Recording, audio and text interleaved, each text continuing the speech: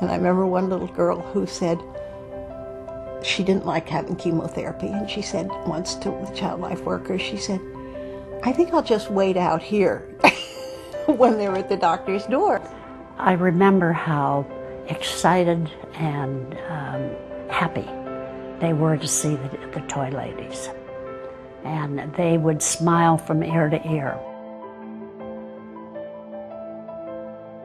When I first went to Bellevue, it was the late 40s.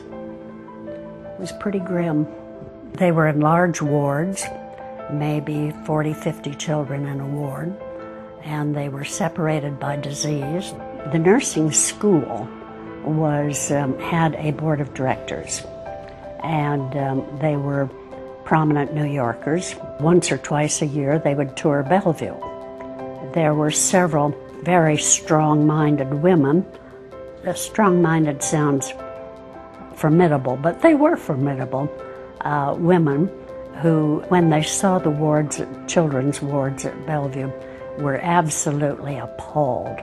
Well, these strong-minded ladies, one of them took me by the scruff of the neck and said, "Come on, you're going to be a Bellevue volunteer."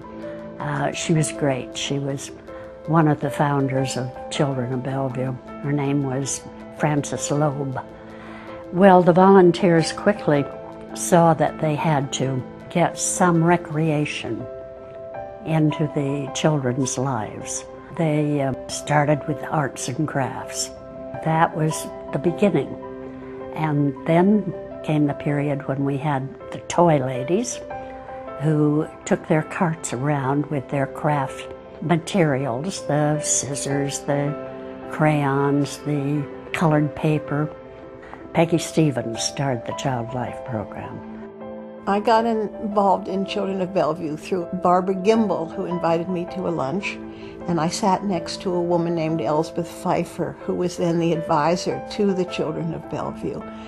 And I had started studying at Bank Street to get my master's in special education, and that's what led to my involvement at the hospital.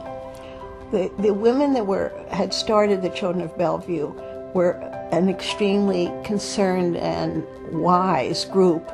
They were paying enormous attention to the children themselves and to the parents and to what they were going through, and to understand and help the family and the child in every way possible. We see, as Bellevue always has seen, a primarily immigrant population. I mean, that's whose Bellevue has taken care of forever. It's just that who the immigrants are different today than they were 50 years ago. Almost all of our families, if not all of our families, are poor. Almost all of them, if not all of them, are very loving, caring families.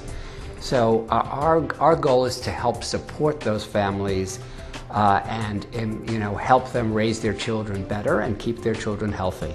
The staff that we were beginning to amass was wonderfully creative.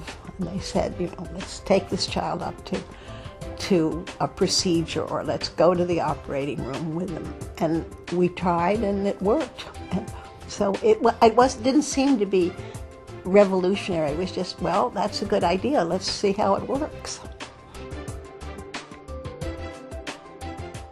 So you don't think of building a playground at a hospital, but that's what we did. I can remember one little girl, Stephanie was her name, when she came back in, her first visit outside, when she was asked, "What did you see? What did you do? What did you think?" She said, "I saw the sky." It's, you have to realize how isolated these children were. And for them to see the sky was a wonderful event. I think it was extremely reassuring, extremely comforting to know there was somebody there that was interested in their particular child. You and I would feel the same way if we had a child in Bellevue Hospital. Well, I'm proud that we made it a professional program, but volunteers bring something special to programs like that, like ours, and I don't want to see the volunteer aspect of it die. I think that they're doing wonderful things and new things all the time. I think the Reach Out and Read and all of these are extensions of what we started. So it's a joy for me to go to Bellevue and see what's happening with the children and to see the playroom. It's a joyful experience. More people should go and visit